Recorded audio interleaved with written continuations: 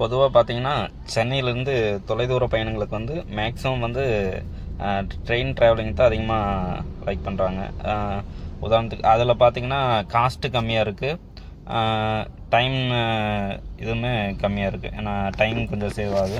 அதனால் வந்து மேக்ஸிமம் வந்து ரயில் போக்குவரத்து தான் அதிகமாக லைக் பண்ணுறாங்க சென்னையிலேருந்து வெளியூர் போகிறவங்களுக்கு.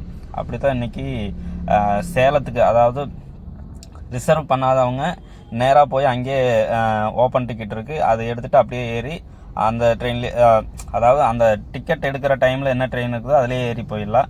அப்படி தான் இன்றைக்கி சேலம் போகிறதுக்காக போயிருந்தோம்.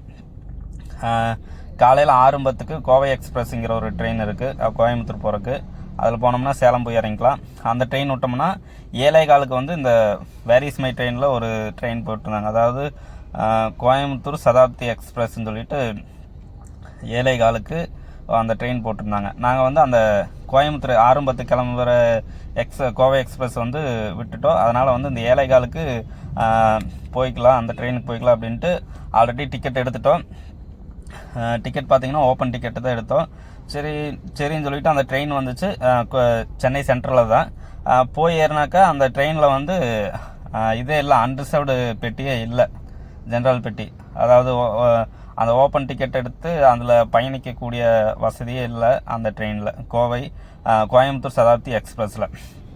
அப்புறம் அந்த ட்ரெயின்லேயே கடைசி வரைக்கும் போய் பார்த்தேன், அந்த அன்ரிசர்வ்டு பாக்ஸே இல்லை. அப்புறம் அந்த என்ஜின் டிரைவர்கிட்டையும் கேட்டேன். அவங்க வந்து இதில் வந்து அன்ரிசர்வ்டு பாக்ஸ் இல்லைப்பா, இது பூராமே புக்கிங் இதுதான் அப்படின்ட்டாங்க. இது எதனால் சொல்ல வரேன்னா, அந்த 7:15 கிளம்புற கோயம்புத்தூர் சதாப்தி எக்ஸ்பிரஸில் யாராவது அன்ரிசர்வ்டு போகிற மாதிரி, அதாவது ஓப்பன் டிக்கெட் எடுத்துகிட்டு போகிற மாதிரி இருந்துச்சுன்னா அதை தவிர்த்துடுங்க. ஏன்னா இது எனக்கு ஒரு அனுபவம். ஏன்னா டிக்கெட்டு வந்து 290 ரூபா.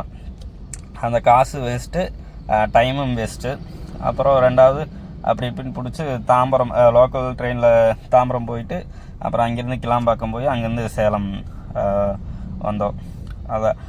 இது வந்து அந்த ட்ரெயினில் வந்து 7:15 கிளம்புற ட்ரெயினில் வந்து அன்ரிசர்வ்டு பாக்ஸ் இல்லை. கட்டாயம் வந்து இதை தவிர்த்துடுங்க அதில் போகிறவங்க.